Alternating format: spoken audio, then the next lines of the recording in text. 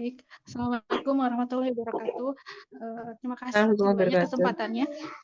Yang ingin saya tanyakan, Ustazah, saya kan qadarullah ya alhamdulillah sekarang mendampingi anak-anak berkebutuhan khusus ya, di Ya, mana tapi saya juga sebenarnya ilmu saya masih sangat minim sekali gitu untuk membersamai. Jadi saya freelance di sekolah luar biasa gitu. Nah, saya eh, ilmu ilmu tentang kebutuhan khusus saya memang belum banyak.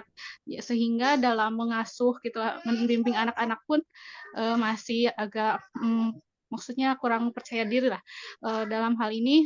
Nah, kemarin juga ada seorang orang tua siswa gitu yang bilang bahwa ini anak saya yang apa namanya Down syndrome gitu, anaknya udah mulai balik.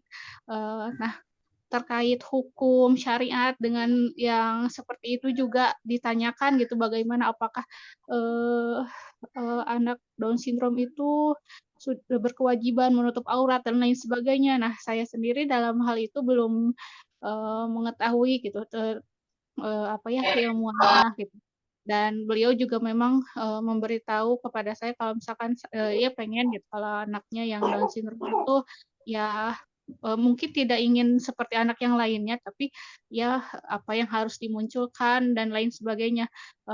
Mungkin kalau misalkan saya boleh bertanya gitu, adakah komunitas juga yang menangani atau umahat di sini yang juga memiliki anak berkebutuhan khusus, bagaimana penanganannya dan komunitasnya gitu. Saya sangat membutuhkan sekali gitu untuk uh, belajar banyak di situ. Mungkin seperti itu saja Ustazah. Mungkin uh, ya terima kasih banyak ya. Mohon maaf kalau misalkan tidak agak keluar materinya. Ya, jazakallah khair. iya Wak, iya Ki.